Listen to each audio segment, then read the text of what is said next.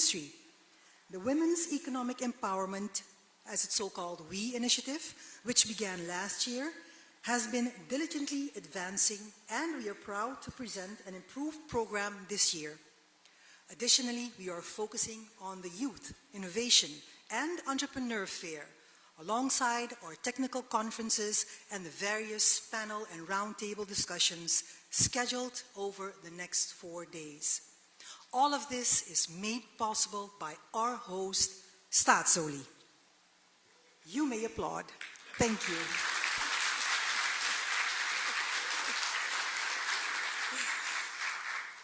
Now, it is my honor to invite our first guest for his keynote address, Mr. Anand Jagisser, Managing Director of Staatsoli Maatschappij Suriname. Mr. Jagisser.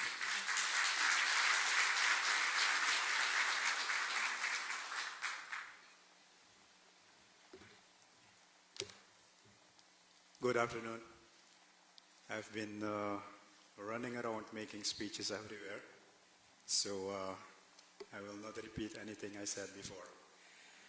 I'm pleased to welcome you at this fourth edition of the Suriname Energy, Oil and Gas Summit and Exhibition, SEOGS. I can tell you this speech is indeed a daring one, so fasten your seatbelts.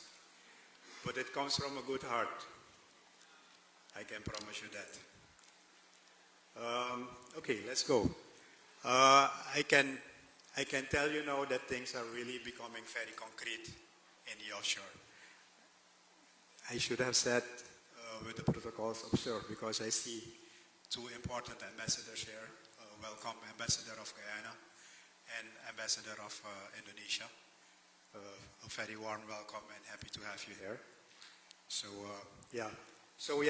things are becoming very concrete in the offshore right now. We are planning in the coming 2 years a lot of exploration wells, which is exciting because it gives the possibility to find oil again. But maybe more important, it gives the opportunity to open new plays, because some of these exploration wells will be in new play areas. So very exciting times for the coming 2 years. And then we have the success in Block 52. You've heard about the Roystonia well, you've heard about the Swisea well, and previously we had drilled the Sulanea well, which is currently being appraised. I cannot see anymore because Petronas, where are you guys? Otherwise Petronas will get mad. But it's currently being appraised, and what we agreed with Petronas in a letter of agreement is that if that test is good there, and we find the amount of oil that we expect, that we'll move that one further. So very exciting. In Block 52, we see room for a second and a third development in Suriname, which is just exciting stuff. And in combination with gas, which has a lot of benefits, because we seem to have a lot of associated gas as well as dry gas. And of course there is Block 58. So with our partner, operator, Total Energy, we have been moving forward. It's not easy, they're tough cookies, but we're negotiating, and I think from both sides we're being reasonable, and things are looking according to plan. Then at the end of this year, at the latest, we'll have our first final investment decision in Block 58. And that means that we'll have the first production, if everything goes well, thereafter in 2028. Okay, we're done. I mean, we have done our job. The mission is accomplished. Now the policy makers, I'm glad they're not here, so then it's a little bit less dangerous to hold this speech.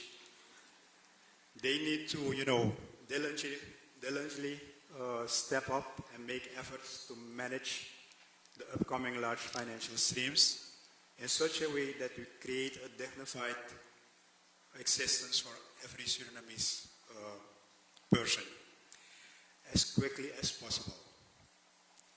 And I'm really glad that the time of managing poverty is coming to an end, and I can't wait for the days to pass. I mean, we're not really poor. Each Surinamese person will tell you that, but it has been challenging times for a lot of people in Suriname. I really have to put that behind us. So I would be at ease, was it not for the fact that we have not done too well since independence. And this was very much illustrated by what a friend told me. He said, can you imagine that we have lived most of our lives through economic downturns in this country, which is, I mean, it's crazy. We have gold, we have oil, we have beautiful Guyana Shield nature, we have a swamp tourism possibility, we have agriculture, and still most of our lifetimes we have been through economic downturn. I will not say poverty because in Suriname, if you throw a seed in the garden, you get a nice tomato plant. So it's not always there. And what makes it a little bit more challenging is that I think we're playing with fire, and we have to be very careful. It can be addressed, but we have to diligently make policies and execute them. Because already 36% of the government budget is brought in by Staatsholie, the current Staatsholie operations.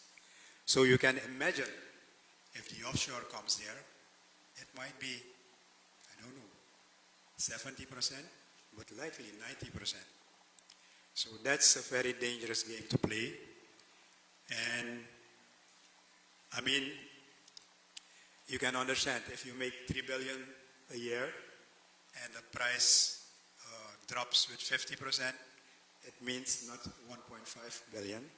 It means maybe 300,000 because the costs are at the lower side. So we have to be really, really careful with this. And then I want to show you, I said that we are not poor, but we have difficult times. But it's doable. Everybody is kind of equal in Suriname as of yet.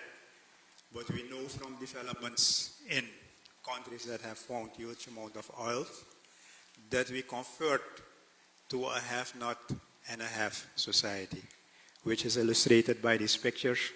You can see beautiful high-rises and, the slums. Here you can see it as well. So please, let's not get into that area. So government and governments to come, please show the world that our country can professionally manage this and we can eventually convert our economy into a sustainable one from the sectors I just mentioned. There is no room for populism. And yesterday we laughed about it because we said populism and prosperity, they don't go together. Because if you think you're going to do things on the Surinamese way, or on a Trini way, or on a Guyana way, it has been proven in the world what systems work. And we have to go according to those systems. Okay, let me stop this near political part before I run into trouble. No officials from the government, nobody sending the police. Okay, we can continue then. But let's agree that we need to energize a bright future for Suriname, which is the vision of Staatsholie as well. And then I noticed that there are a couple of NOCs in Rome as well. I want to highlight how we came to this crossroad and how we are going further. So highlight some strategy elements of what we did to come to this junction. First of all, of course, we are very blessed with a lot of natural resources. We have gold, we have oil onshore, we have oil offshore, and then we have 93% of forest and good agriculture, acreage, tourism opportunities, and what have you. And we have been executed at Staatsholie within good governance, and I see our president of the supervisory board here, which is very supporting to that. And we have executed our strategy diligently.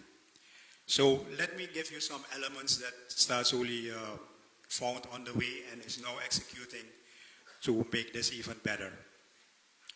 So historically, the founder of this company decided that to supervise the operations in the offshore, you need to conduct operations.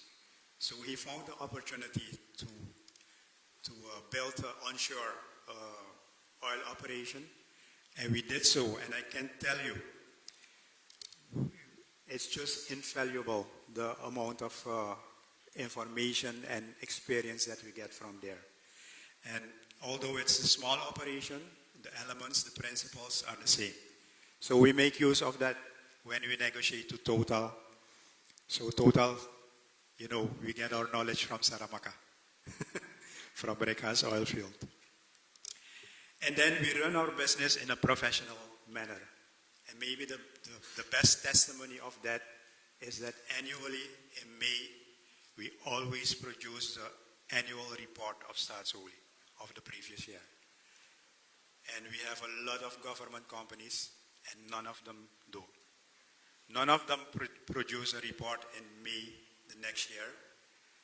Some of them produce, but after 4 to 5 years, which is, I think, if you want to have transparency, you have to do this.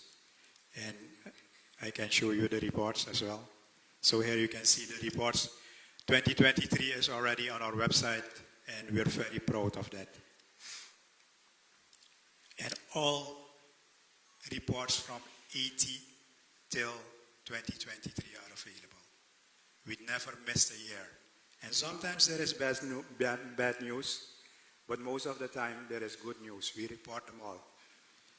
And now we have to report ESG as well. Okay, and then the strategy currently, we have this huge opportunity in the offshore, so we're trying to put as many blocks as possible under contract. So we're very aggressive in licensing the blocks, which is, a logical thing to do. And then maybe this is also very nice. So we have the information of all blocks. Whilst Total has the information of their blocks, we have the information of all blocks. And rather than sitting on it, we have attracted people into an offshore department that are working to become what we call the masters of the basin. Because we have the information and we can integrate all data. And increasingly, I see that the offshore contractors are also listening to us and trying to contact us to make this happen, to get input from us. You can see that here, people working together on this. And I'm very proud because we have, like Fritz, 60% women in the offshore directorate, or more. I can see more. 65% women in the offshore and young women, as you can see. Okay, and then lastly, we bring in expertise when we need them. And Fritz is our offshore director right now. He worked 32 years at Shell. We brought in him just to get the information. When we built our refinery, we had at a certain time 100 expats. And within 2 years, we went to 4 to 5, which is good. It's intent. It is making a plan and executing it. Okay, in closing, dear attendees, very happy that you're here. I will say, help us to develop this business in a sustainable, efficient, and safe manner. And be sure to let us also talk about ESG. And we're willing to listen. We're not saying we're a new producing country, so we'll not listen. Everything we'll do, we'll try to do it as clean as possible. And in the execution of Total in the first development, they have taken a lot of measures to bring the emission down. So there is no routine flaring. They have all kind of safeguarding to safeguard 15 kilograms per barrel produced over the lifetime of this project. And it's not nice, but it's also nice. We also pay for it because then the government gets less money. But we're ready to do that because we're committed to be cleaner. And we have to be cleaner because we also have this in our interior, a beautiful jaguar. And the biodiversity and the climate could affect these animals. And how beautiful is this, the false bear, I think. So we have to protect this as well. So cooperation is a buzzword, I guess.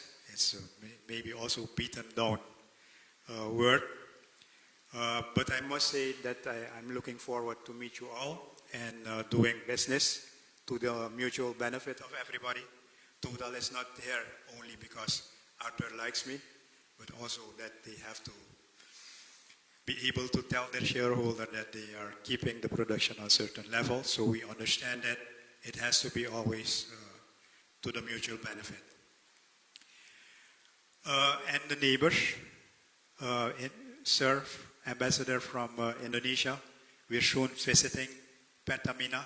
We're happy in the renewed interest. We are forever grateful to Pertamina because I don't know if you know that when we started our company and we were learning to develop the oil field, Pertamina was so nice to allow us to station people for 1 year at Pertamina, and we learned a lot there. So we are forever grateful to Pertamina, and recently we have re-engaged. Neighbor Guyana, you know, I always ask, let's work together on gas, because gas needs volume, and I think if we work together, we can benefit better than before. So looking forward to cooperate with everybody here. Thank you very much.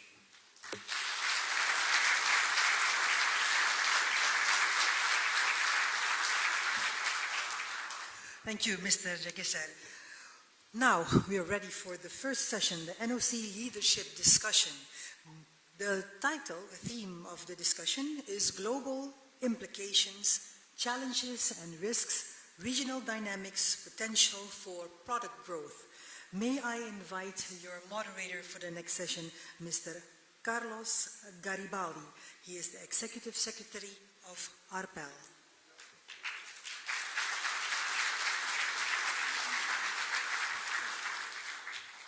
Thank you very much. Thank you for inviting me, and thank you for having me here. I'm going to invite our panel. We have, again, Anand Jagesar, Managing Director and CEO of Satsoli, so we won't let him off the hook. Dr. Joseph Khan, Chairman of NGC of Trinidad and Tobago. Mr. Eric Keskula, CEO of Heritage Petroleum. Please join me at the stage.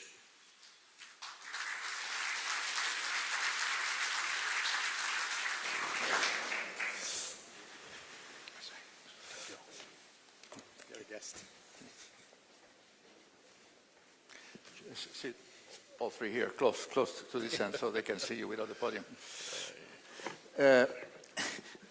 National companies are a subject dear to my heart. They live in a complex situation because beyond the monetary pursuits, they have to fit with government policy and with strategic objectives for the country. One fun fact is that at least in Latin America and the Caribbean, the energy transition is being led by national companies of the likes of Petrobras, YPF, ANCAP from Uruguay, ENAP from Chile, Ecopetrol from Colombia. They go above and beyond in decarbonization and in diversification to renewable energy, and they do it ahead of their government policy or policies of state and ahead of regulation. Well, here we have three national companies from the region, from the sub-region, from the Caribbean, and I want to hear an introduction on your company and on the subject of the panel from each of you. So we'll start with Dr. Khan. Thank you. Testing. Thank you, Carlos. Good afternoon, everyone. Today I'm pleased to represent the National Gas Company of Trinidad and Tobago. Many of you may know that we are the sole state enterprise responsible for the aggregation and sale of natural gas in Trinidad and Tobago. And we have more or less evolved based on some of the challenges, opportunities, and risks in the global environment. We have more or less moved towards becoming an integrated energy company. And as part of that, we have been significantly involved in the natural gas value chain. We have taken up interests and investments in all aspects of the value chain, from exploration and production straight down into the petrochemical industries as well. I think it's also important to note that we have a keen focus on sustainability, and we have established what we call our green agenda, which involves the better use of course, natural gas as it relates to energy efficiency and the use of natural gas in power generation. We also focus on getting involved in renewable energy technologies. Later on, I will explain, one or two of the projects we're doing. And we also focus on the environment. We are very much environmentally friendly and socially conscious, and we have placed emphasis also on the people side of the industry. It's also critical to note that, NGC has been established in, 1975. And through that, I think our breadth and depth of experience is very significant, and we are excited to share with everyone in this space. In terms of our capacity, we have over 1,000 kilometers of pipeline. Our asset integrity is pristine. We focus on that as well. In terms of network capacity, it's about 4.6 billion standard cubic feet of gas per day. So we have these robust infrastructure, and very importantly, we pay emphasis on the human capital, because we can have all these plants and assets and facilities, focus on production and maintenance and so on.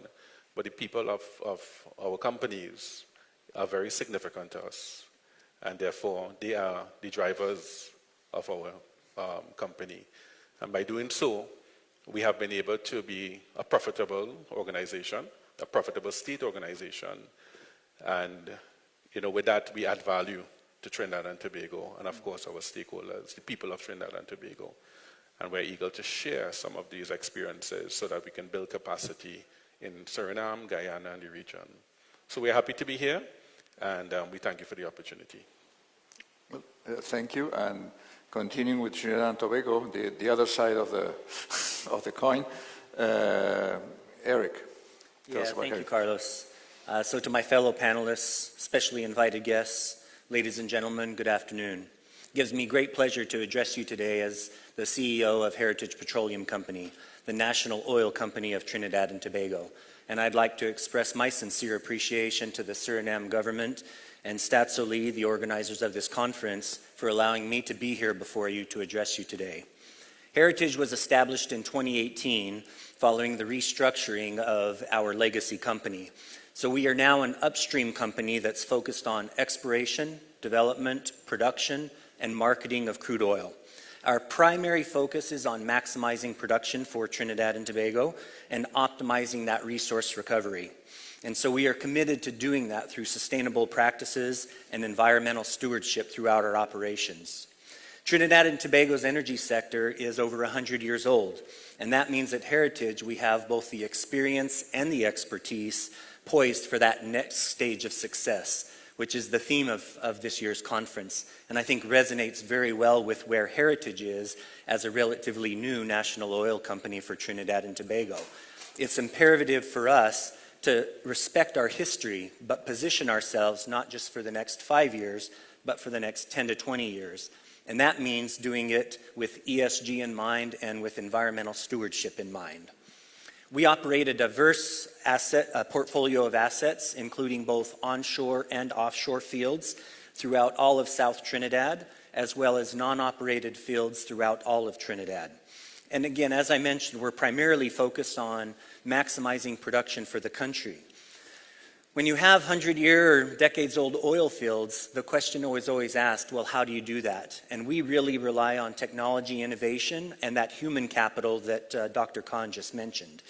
So we need to enhance our operational efficiency, we need to keep our costs down, but more importantly, we need to minimize our environmental impact and ensure the long-term viability of those aging assets.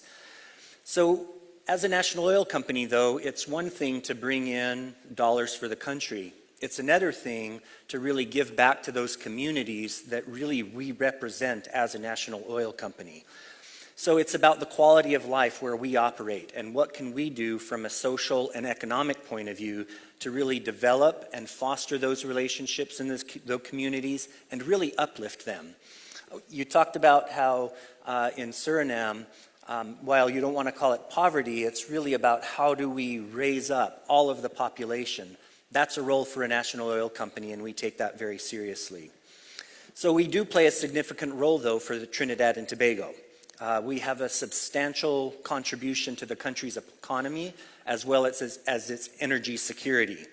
So in terms of GDP and foreign exchange revenue stream, we are a very significant contributor. In the past 5 years, we have, in remittances for taxes, royalties, and levies, we've returned $1.2 billion in US dollars to Trinidad and Tobago. So it's a testament to our commitment, not only to our stakeholders, the people of Trinidad and Tobago, but to the government as well, so that we can sustainably and safely recover the hydrocarbons that we steward in the country. So for me, that theme of next stage of success is extremely important. As I said, we're working to position ourselves not for just today, not for tomorrow or 5 years, but for the next generation, for decades to come. So we need to be thinking 2, 3, and 4 steps ahead, adapting and moving forward. Some people like to think of it as pressing forward into those challenges. I actually like to think of us as wrapping our arms around that challenge and embracing it, because we have a tremendous opportunity in today's world in oil and gas to do that responsibly and sustainably and help enable a successful energy transition to low-carbon economies. A 2024 Deloitte Global Report of the energy industry talked about the energy landscape and how it's largely shaped by 4 disruptors: geopolitical factors, which we hear about in the news all the time, macroeconomic variables, high interest rates, raising material costs, challenges with supply chain, evolving policies and regulations, something we'll talk a little bit here on this panel about how do we decarbonize, how do we diversify our energy companies, and the emergence of new technologies. And what an exciting time to be in oil and gas with AI and its penetration into our market. So they've undoubtedly impacted us all, but I think as we embrace those disruptors and position our companies as national oil companies, we really have the chance to drive the energy industry forward. So I look forward to the discussions on the panel throughout the rest of the conference. And again, Heritage really appreciates the opportunity, Carlos. Thank you. Well, thank you. And you said something very important, that is that as oil companies, national or private, we're participants and agents of the energy transition too. We're doing our part. And now, Anand, anything you forgot to mention in your speech or recent speeches, or anything you want to add, or talk about a different aspect of Stasoli under this banner? I can take a different perspective. I mean, strategy is a funny thing. I mean, maybe we discard the SWOT analysis, which sounds simple. People try to go into scenario analysis and what have you. But it's really a strategy without opportunities is another strategy. So now we have these offshore opportunities and we have to adjust our strategy. Otherwise, we'll miss it. We'll miss out on it. So we'll have to be a little bit more aggressive. And then, of course, the climate change is here. We have to address it as well. But as far as opportunities, I mean, these opportunities in the offshore are huge for the regulator, but also for Stasoli, because we have the right to participate for 20%. So if you're talking about 3 developments, suddenly you are producing 17,000 barrels, and suddenly you're producing 100,000 barrels. So very exciting opportunities. We have to grab those with both hands. But when you think that you have opportunities, then, you know, within those opportunities, there are a lot of obstacles still. And of course, this climate change is here. I think a lot of people don't understand, or the general public especially don't understand decline. Because, I mean, if you have a 10% decline, you produce 100 million barrels a day, you have to replenish 10 million. Or if you say you're going to decrease even to 95 million, you still have to replenish 5 million. So we have to make this work. And then we have all these banks making it very difficult to borrow money to participate. So, yeah, I mean, it's a challenge. And yesterday we had another discussion. It was nice what the lady said. She said, listen, the companies like Total, Shell, and the other big companies, they have cash. So they don't need to go to the financial institutions most of the time.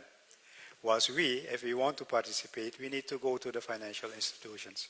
And then we have to fill out our net zero intention, like the big countries that have been, I don't want to complain, but have been polluting for a long time.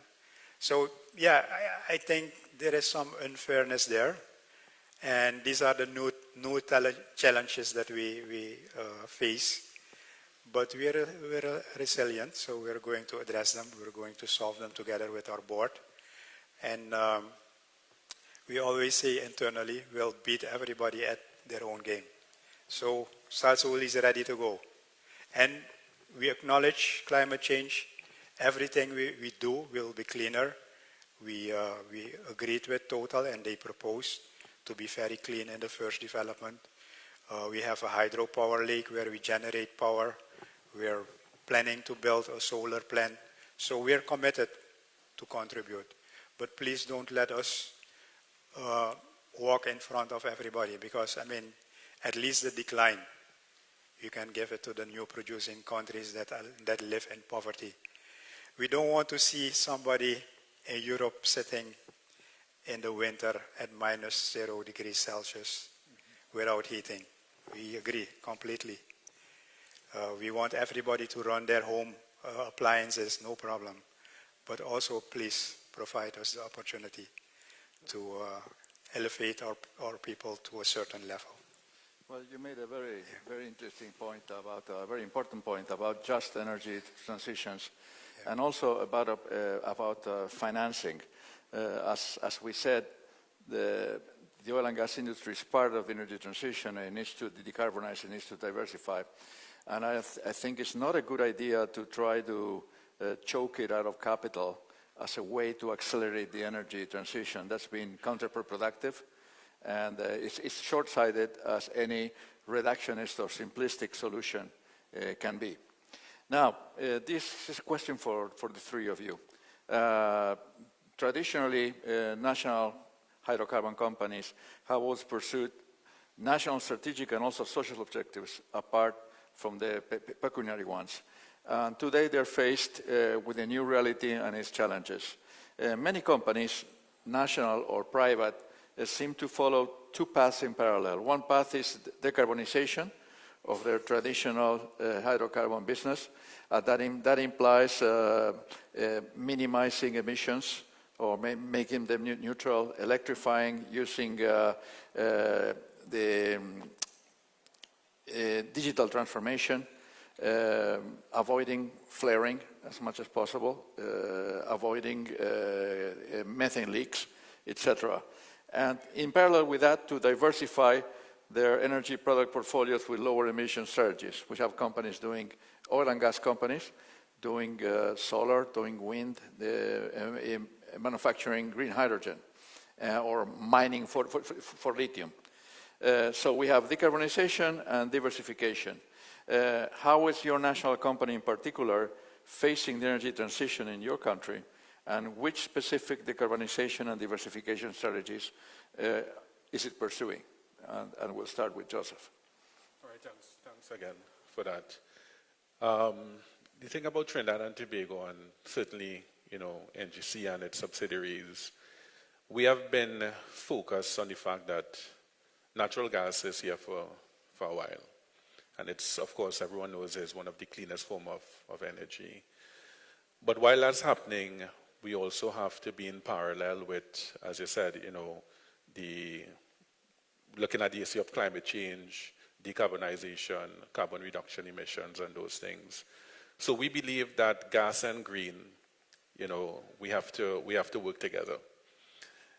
And with that in mind, for us at NGC and its subsidiaries, we would have established the Green Agenda. And the Green Agenda is aligned to Trinidad and Tobago's NDCs, right? National Determined Contribution, 15% reduction by 2030. So that has been our marker, right? That's where we would have started. And therefore, we started a conversation, a national conversation, because we believe at NGC that we have to become the agent of change. We have been talking this, Anand mentioned something about a while ago in terms of it's time to see action. And we believe that we must act, and therefore we have to become that agent of change, and we have to demonstrate. So there's a lot of talk, you'll hear about climate change and green and so on. And many times people are really greenwashing. So what we have intended to do is to demonstrate. And what did we do? A couple of months ago, we would have taken an investment decision, a 30% investment decision, to be part of the first utility solar PV project in Trinidad and Tobago. It's 92 to 100 megawatts of power and so on. So we have an investment in that. We started the conversation also about energy efficiency.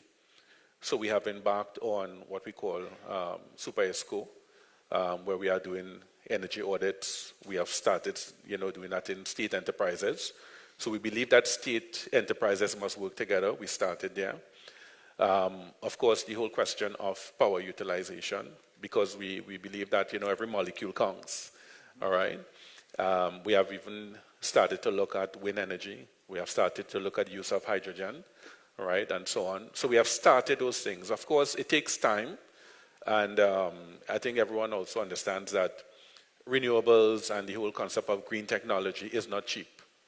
And of course, we need the financial resources, but I think energy companies need to, in simple terms, put aside a little something for investment in the green space, and we have done that, right? So we have a policy as it relates to, green investments. And very importantly, we believe in education and awareness with the public.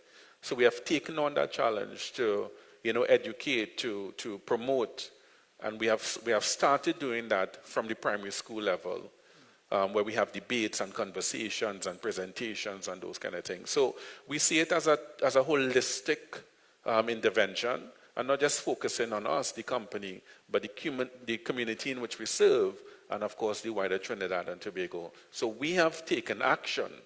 We have taken the call to action very seriously, and we are not just speaking or talking, but we are demonstrating, and that is something that we are key. That's a key driver for us within our companies. And what about Heritage, which is a traditional oil company? Yeah, much more traditional oil company. And I think first and foremost, just to echo a little bit about what Joseph said, is our support for the role of oil and gas in energy transition and the need for energy transition comes at the very top of the Trinidad and Tobago government. So we both have the support of our line ministry to do the things that we need to help that transition, but to also be there for the transition in terms of hydrocarbons and the role that it plays. Heritage, very early on in its history, just a couple years in, started its own ESG reporting. And as a result, we now have an assured ESG report that discusses how we measure, report, monitor, and improve our GHG emissions. So we set a very early target to that nationally determined contribution that Joseph mentioned. So while it's 15% for Trinidad and Tobago overall, Heritage's primary emissions is methane.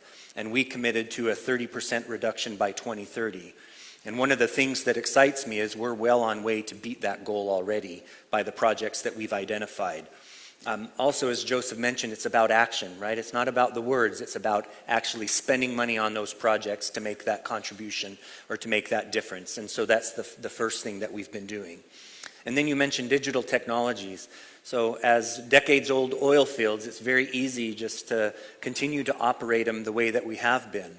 But through digitalization, we can find issues faster, we can fix them faster, and we can prove our operational efficiency, thereby reducing our overall emissions as well. And so we've embarked on our top offshore as well as onshore producers. How do we now instrument those, given that it's very old technology that's out in the field? And we've partnered with Hyberhelo as an example to give us real-time information from our remote locations. And again, that helps us with safety and response times, but it also helps with efficiencies and overall emissions reductions. And then we engage in a lot of collaborations with our sister company, NGC. So we're both on the National Steering Committee for Carbon Capture and Sequestration. So while we have the subsurface knowledge, we have the wells, we have the reservoirs, we can partner with the large petrochemical industry in Trinidad and Tobago, as well as NGC, on how do we take advantage of using that CO2 to increase production through EOR, or how we could also use that to sequester it and just remove it from the atmosphere altogether.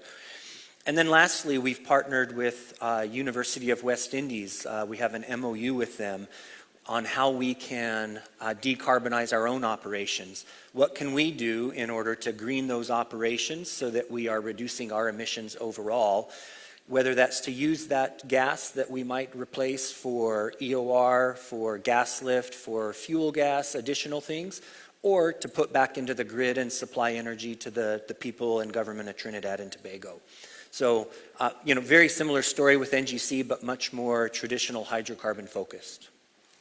Well, I think it's very important what you said, that it's about action. It's about spending the money. It's about pressing release with achievements and not pressing release with intentions. What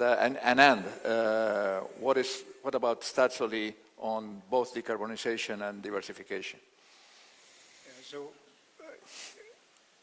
First, Suriname is one of the 3 countries in the world that is carbon sink. So, with the clean production that we're going towards, we'll be able to stay carbon sink as well, which doesn't give us any right as a company, of course. And this is also, sorry for complaining a little bit, but of course, if you are at the peak of emissions, it's easy to go down. But if you are at your start of your opportunities, and you're going to get more production, and you will have to utilize your gas to generate power, you want to build petrochemical industries, then I think rather talking about net zero, we need to talk about carbon intensity. So our intention, and we discussed this in the board, is to reduce the intensity of anything we do. So it will be difficult for us because, 17,000 barrels a day compared to 100,000 is another, how are you going to compensate all of that whilst you're climbing? If you're declining, then it's okay and possible. But still, in our production field, we are using our associated gas for heating purposes. We are looking for leakage, the usual suspects, methane leakages. And regarding diversification, we are looking at anything, the solar we mentioned. IDB has done a nice study of wind in front of our coast. Now we're entering the ocean, so we have our feet already wet, so we can check out the wind as well. It's not going to happen like tomorrow, but we'll study on it and see what we can do. We have a nice hydro plant, which is very, let's say, complementary to solar, because at night you don't have solar, so you don't need a battery. You just save the water and use the water at night. So this is a very nice thing that we could do with our hydro plant. And where it's needed, we'll go for nature-based solutions as well. So our intent is to contribute to a cleaner production. But mind you, we are starting from small and we're going big, not from big to small. Well, we're going to change gears now from energy transition and look more, zoom out and look at the basin, at the Caribbean basin.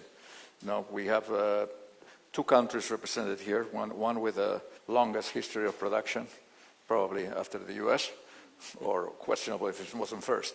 And we have a country about to bloom, like Suriname. Before it was Trinidad and Tobago by itself, now there's resources in Guyana, resources in Suriname, and also in the Brazilian equatorial margin, also emerging. Are there questions for the 3 of you? Are there possible avenues for cooperation and synergies between basin countries to help each other develop the resources whilst following their individual energy transition paths? Yeah, well, as you rightly said, in the case of Trinidad and Tobago, I mean, we have been in this business since the mid-1900s. And it took both vision and wisdom of the government of Trinidad and Tobago to see this underutilized resource, in this case natural gas, and develop an industry that would have created, wealth for us, and of course improve the quality of life for the people of Trinidad and Tobago. And with that length of time we have been in the business, and the fact that we also would have created our gas model, the Trinidad gas model, we certainly have significant learnings in this area. We certainly have learnings in the area of asset development, port management, the whole fact that we have a Point Lisas industrial estate, the creation of the petrochemical industry, light manufacturing, and so on. We would have built capacity in areas relating to commercial management of these resources as well. Pricing models, unitization, for example, recently with the LNG facilities. So I think we have a wealth of experience, a wealth of knowledge that we are willing and able to share. A little while ago, before we started this session here, Staatsolie and National Energy, which is one of our key subsidiaries, would have signed an MOU and a letter of intent to work together, to partner, to engage in what we call knowledge transfer. Because we believe that just as much as Trinidad and Tobago can share, in the case of Suriname and Staatsolie, they can share also.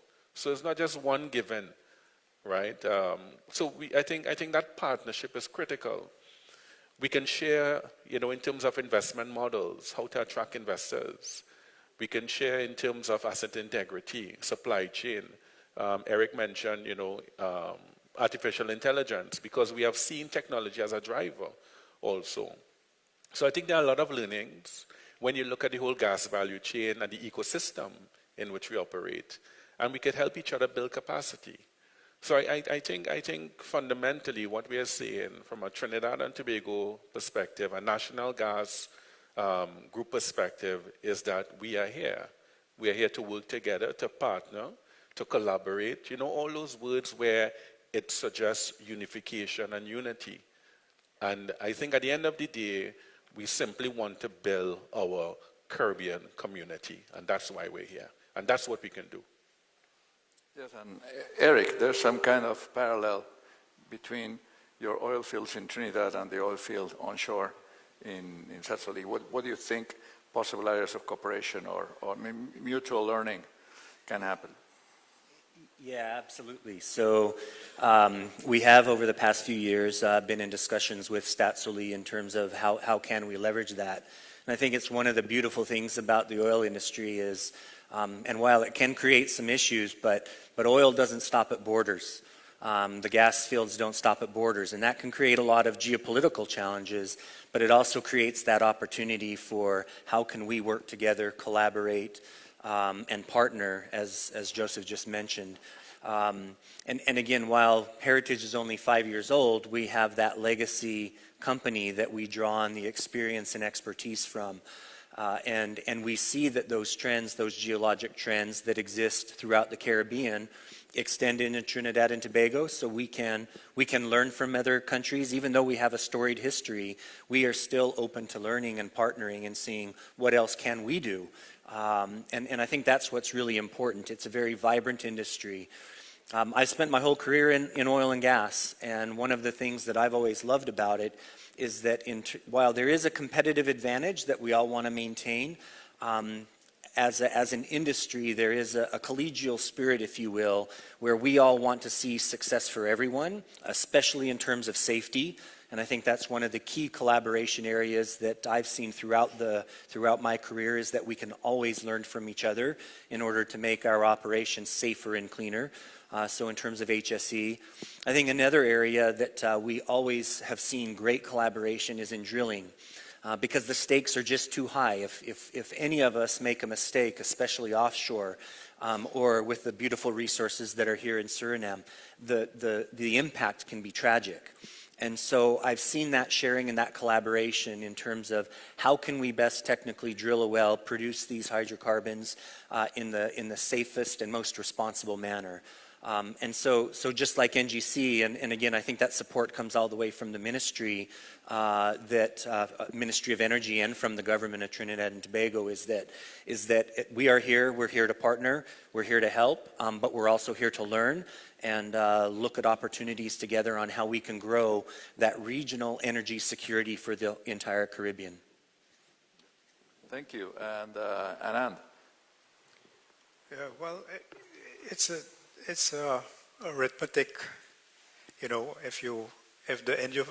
if putting sources together yield a better result than the individual sources, then I think we should do it. We talk a lot in the Caribbean, I can tell you that. And sometimes we don't talk. So both are a problem. If we meet, we talk, but we don't follow up. But we don't meet often. And when we have these meetings, I'm also in those rooms, you know, everybody's excited, and follow-up will be done, and this and that, and then nothing happens. So I'm very happy with this initiative this morning that we signed with National Energy. And it's thanks also to the Ministers of Foreign Affairs of Suriname and the Minister of Energy of Trinidad. They're like two tigers chasing us on. So we'll make this happen. And of course, our friend Mr. Paltu, we are driving this together. And I think that is a nice one to show that the cooperation can happen. And what is very important, we are two technical companies.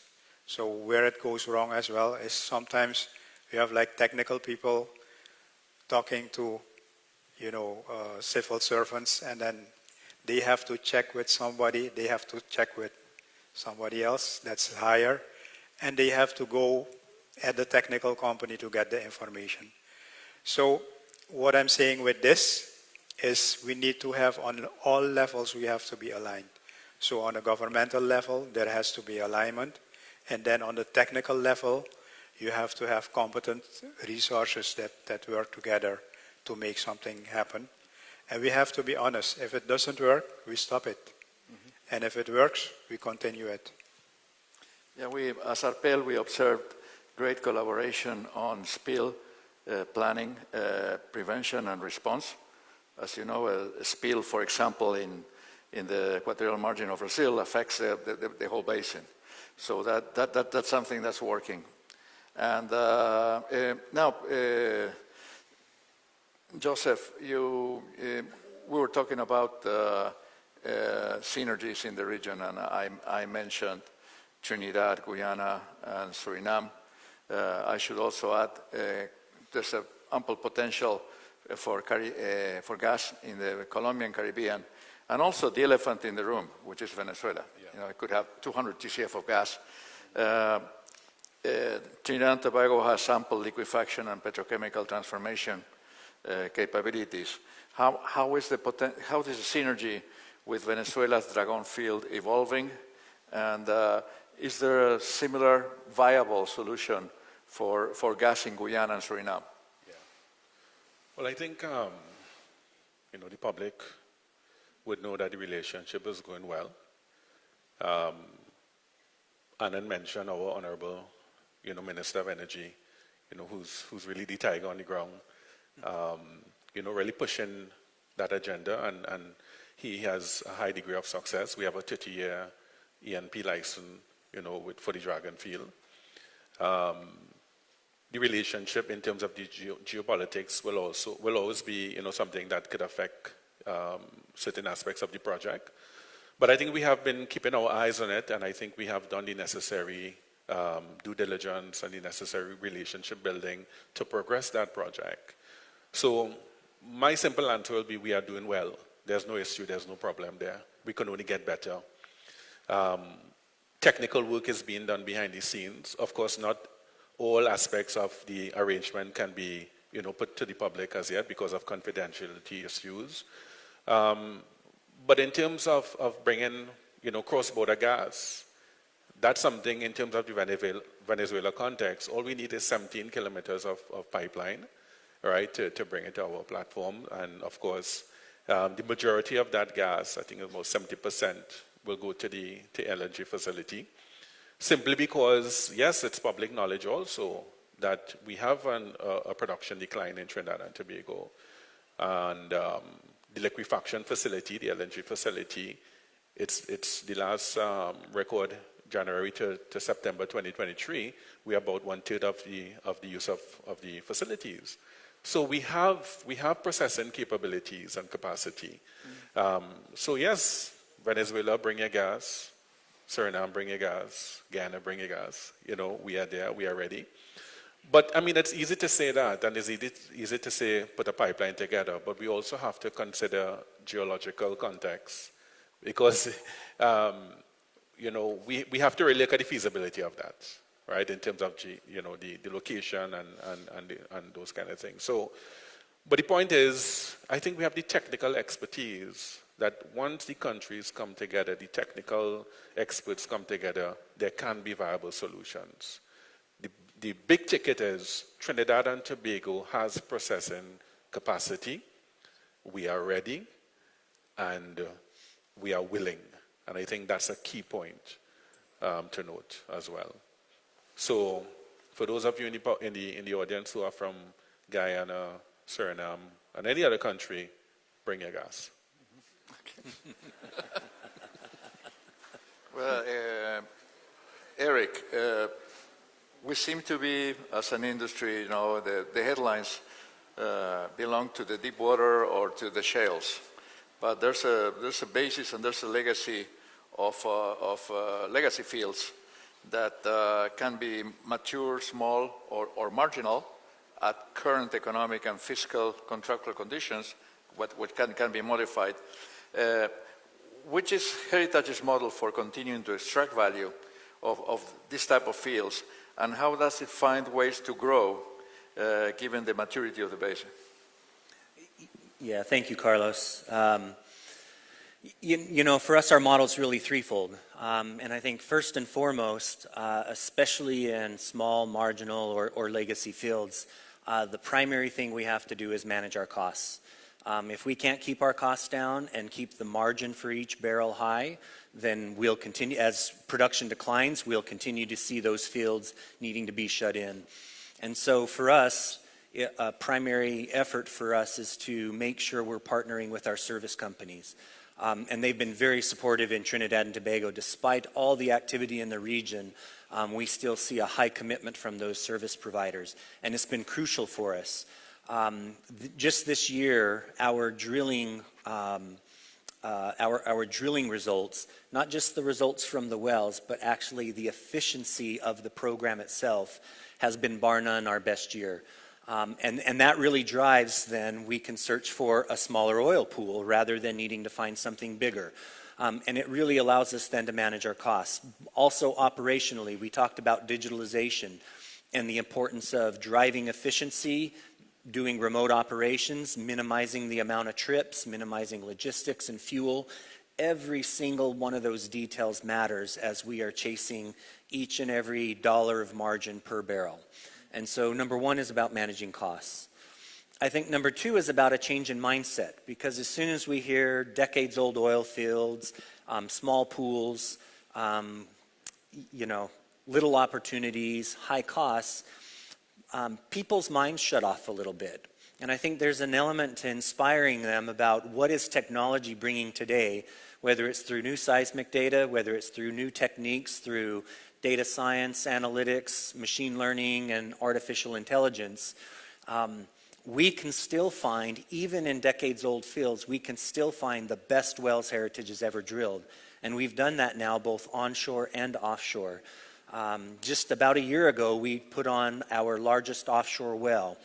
We were all surprised. It was about 3 times what we expected. And a big well there is a few hundred barrels a day. This was at about 900 barrels a day. So that's a very big well for us offshore, especially in a field that's decades and decades old.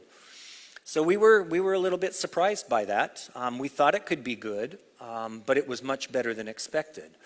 So over the last 6 months, we've monitored it, we've managed it, and we realized this is even better than we thought, and we started to ramp it up. And that well peaked at over 1,000 barrels a day just recently. About 9 months after first production, we found that peak. So we're very encouraged, and we now have 8 or 9 other follow-ups to that very same well. So despite the fact that you have decades-old wells, decades-old fields, new ideas can still come in and really change the production growth for those fields. Those are material wells making real differences. Even maybe more of a surprise to some is what we've been able to see onshore. We've been working onshore for 100 years. Many of these fields have extremely high well count in some areas. And we've identified oil pools that are now, again, delivering 3 or 4 times the production, daily production that we expected. And those wells are hanging in there. So now we have new ideas on how to follow up on those. So despite the fact that you might have declining production, and again, as Anand mentioned, we have steep declines. So finding that growth isn't enough. You have to replace your declining reserves. But we're finding those opportunities within our existing fields. And I think the last piece for us in terms of driving that growth is really around bringing new ideas to the table that are beyond where we currently produce. We have a lot of hydrocarbons in Trinidad and Tobago, and we've been drilling up the ones that were the easiest to find.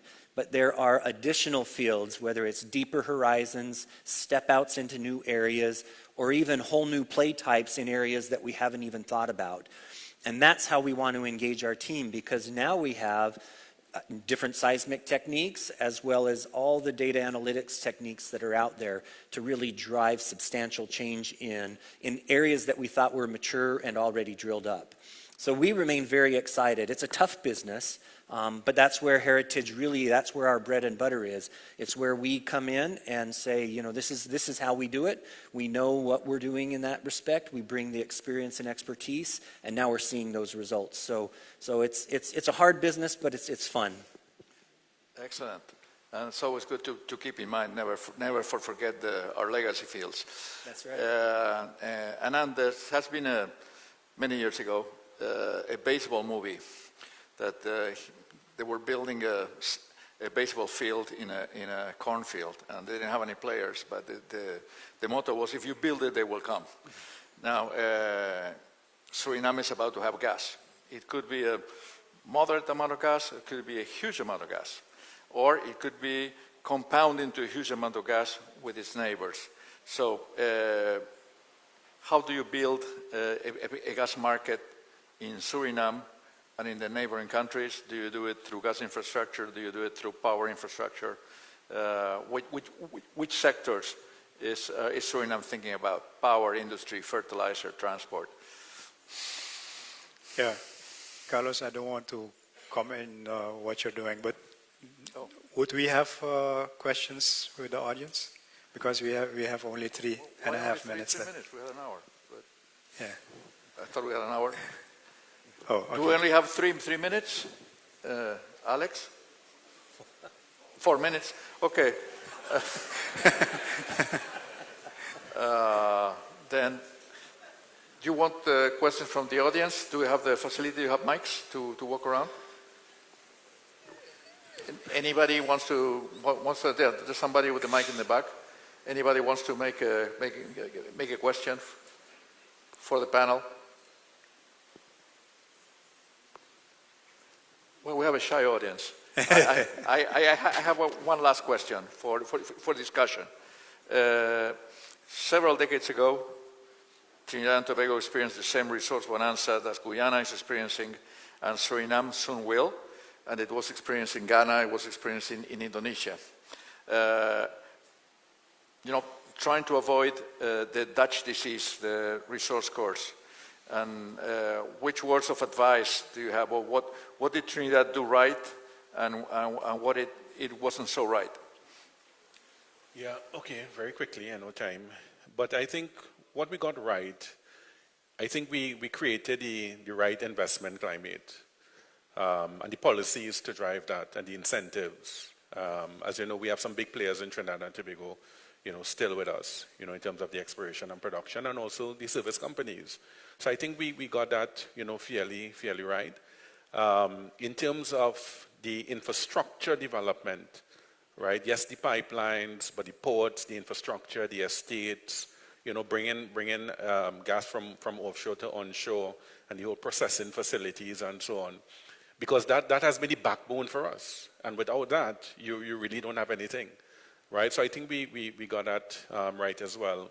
And I think we also, the focus on value add was also critical for us in terms of getting into the petrochemical industry and, again, other manufacturing industries as well. In terms of, and we have some others, but, because of time. But in terms of what we could improve on and we can share at this point in time, the issue of diversification. Be careful that we just don't focus on, oil and gas.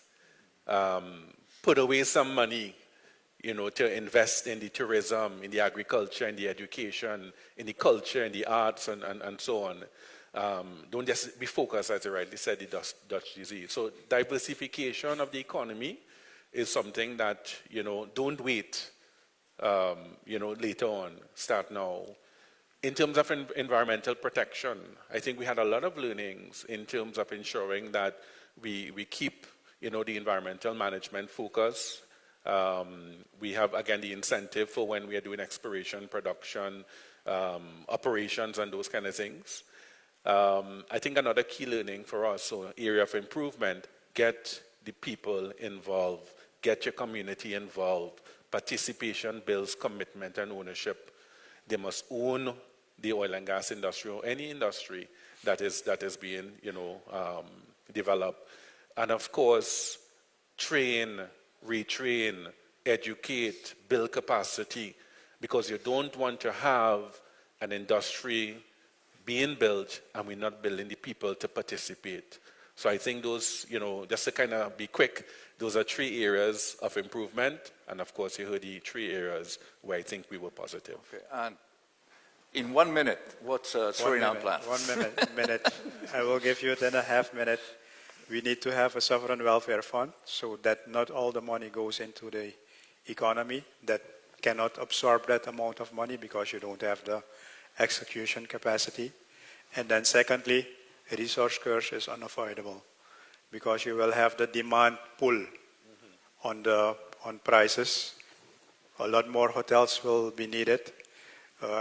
Somebody from Exxon I was meeting once, he said, I had 1 room and we were at 4 guys. So I auctioned off my room because there was only 1 room left and it was very expensive, I can tell you.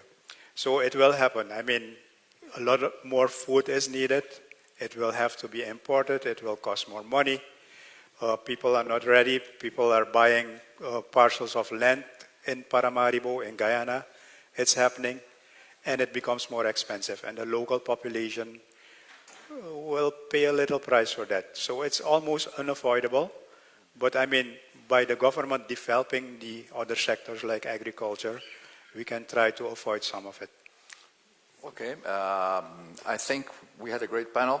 So why don't we give a good big round of applause.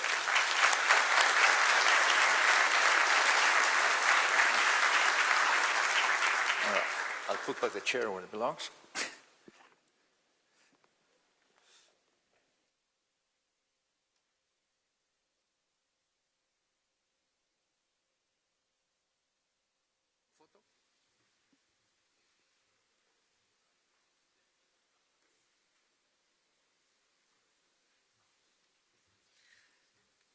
Thank you, Mr. Carlos Garibaldi. I hope I pronounced your name correctly, for moderating that panel. And of course, thanks to our panelists, Mr. Ananja Gisser, Managing Director, CEO from Staatsolie, Dr. Joseph Kahn, Chairman, National Gas Company of Trinidad and Tobago, and Eric Keskula, Chief Executive Officer, Heritage Petroleum Company Limited.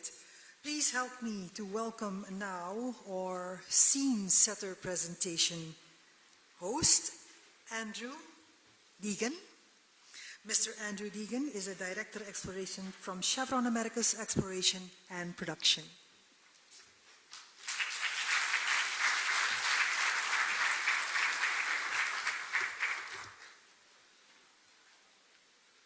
Okay, thank you. First of all, I'd like to thank and congratulate Staatsolie on this event. Just looking out here is quite intimidating. I'm feeling quite nervous. It's a huge crowd, and it's great to be here. And I truly appreciate the invitation to come up and give this scene-setting presentation. Okay. Does this change anything? Can you still understand me? Okay, just a bit of background. I'm from Glasgow in Scotland. This is my public speaking voice. If I go native, I'll lose you within 2 seconds. Okay, so if we could go on to the first slide, please. Okay, so today the panel is going to be talking about the role of exploration in an evolving world. I am an explorationist at heart. I've been working in the oil industry for too long, 27, 28 years now. Obviously from Scotland originally, and when I was growing up, I still remember the day my parents had central heating installed in their house, which was enabled by gas from the North Sea. So I've seen the impact that it can have on family life, on social structure, and it's something I'm very passionate about. So if we move on to the next slide, it's the eye test. Oh, here we go. Okay. Okay, so if we can everybody read that, if you've got any questions, let me know. This is just to cover us, just in case I say anything that could later be used in court.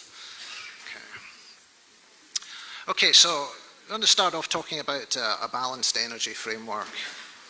And that's one that balances economic prosperity, which is what we've heard about in the previous panel, energy security, which we've heard about in the previous panel, and environmental protection, which we've heard about in the previous panel. So thanks for the great lead-in.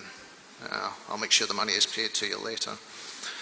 Now, economies, they need affordable energy to create prosperity. Countries need reliable energy, because energy security and national security are linked. And the world wants cleaner energy, one that protects the environment. And recent events have shown us that focusing on any one of these elements at the expense of the other two can have significant and unintended consequences. So what does a balanced approach to the future of energy look like? Well, the future of energy is lower carbon. That's a goal we all share. And many solutions are needed, not fewer. And we need different solutions in different geographies. I can tell you now, solar power is not going to work in the west of Scotland. But wind power will. At Chevron, we aim to grow our oil and gas business, reduce the carbon intensity of our operations, and grow new, lower carbon businesses. Our actions will make energy and global supply chains more sustainable, helping industries and customers who use our products to advance a lower carbon world. Chevron is increasing its oil and gas production in ways that are affordable, reliable, and ever cleaner, while lowering emissions and investing in lower carbon solutions, enabling our future.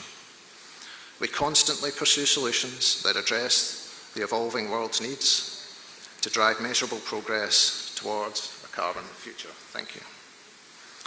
A balanced, pragmatic approach, I heard the word pragmatism come up several times today, to the global energy transition to meet growing demand and ensure affordable, reliable, and ever cleaner energy. You're going to hear those words a lot.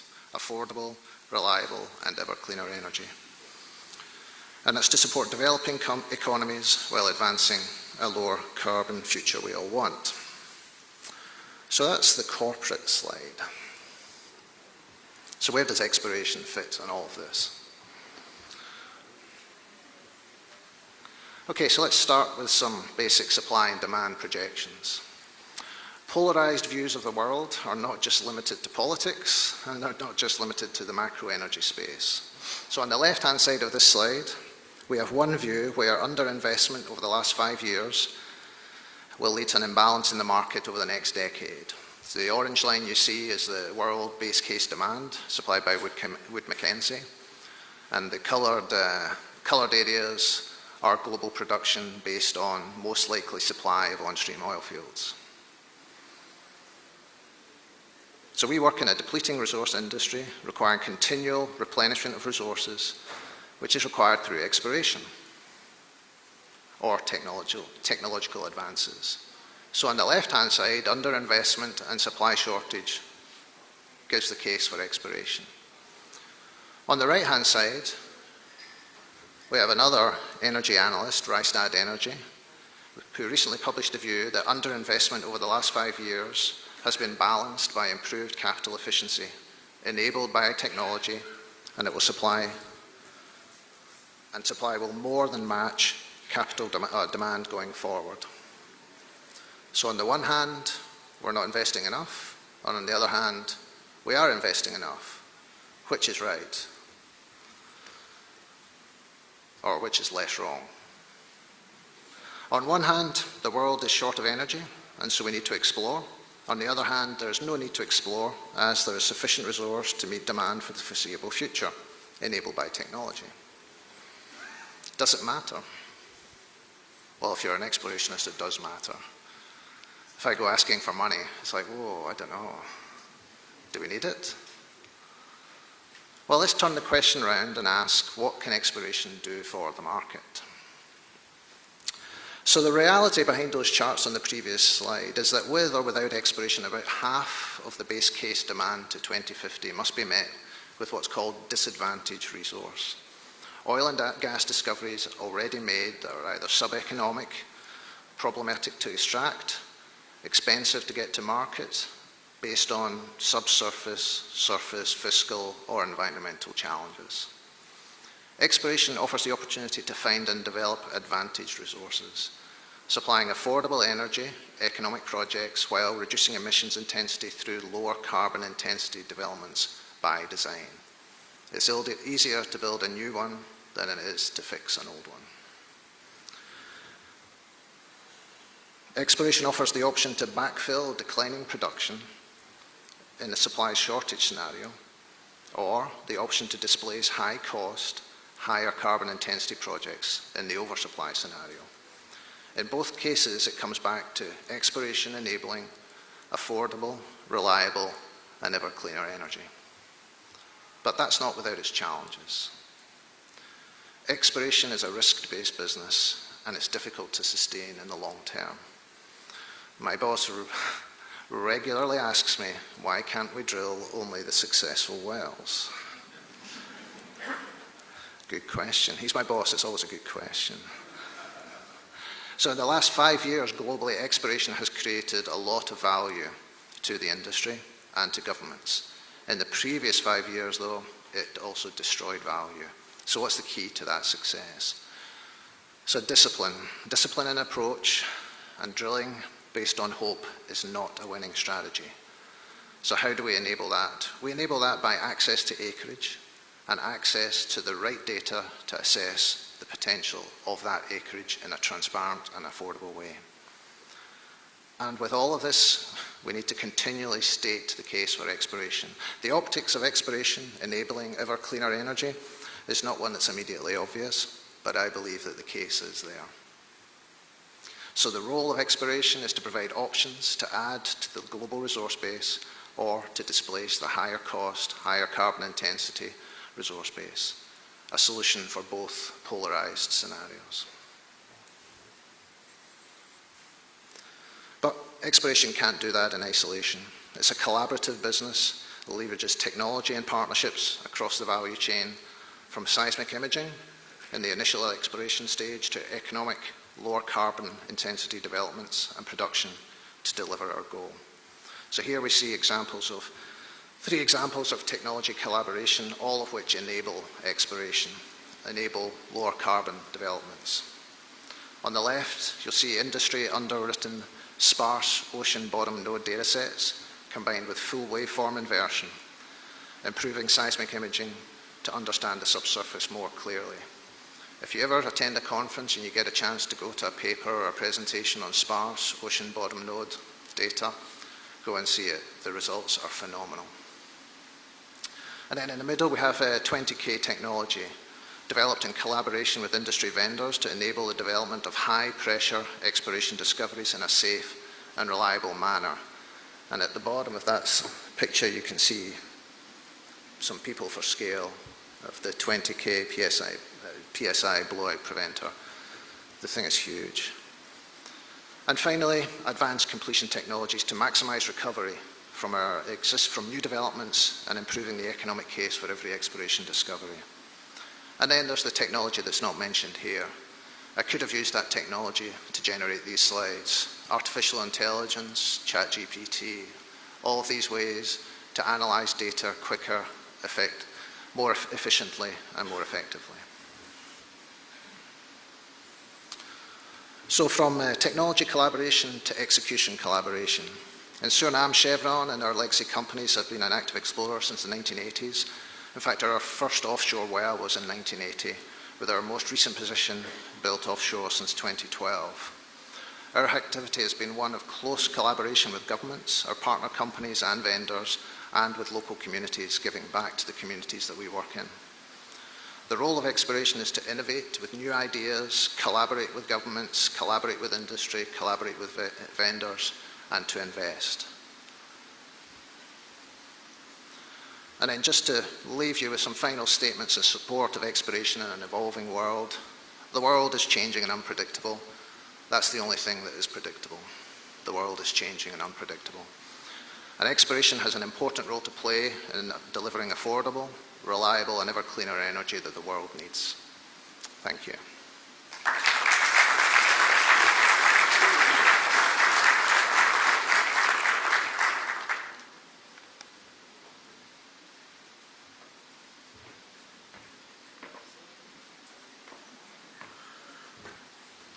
Thank you, Mr. Andrew Deegan, Director, Exploration, Chevron Americas, Exploration and Production. Our next session is a plenary panel discussion themed Suriname's role in global oil and gas markets. May I invite the moderator, Mr. Carlos Bellorin, Associate Director, S&P Global, to moderate this session. Sir.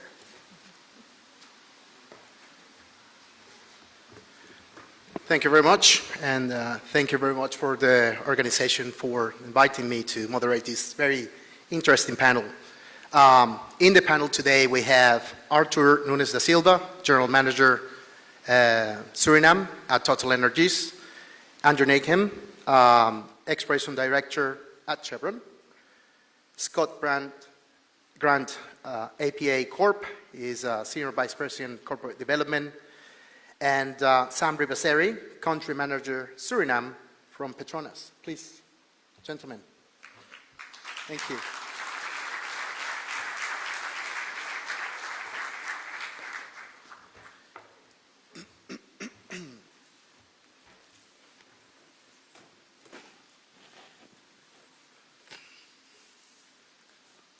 All right. Can you hear me well? Yeah, I think so. So today,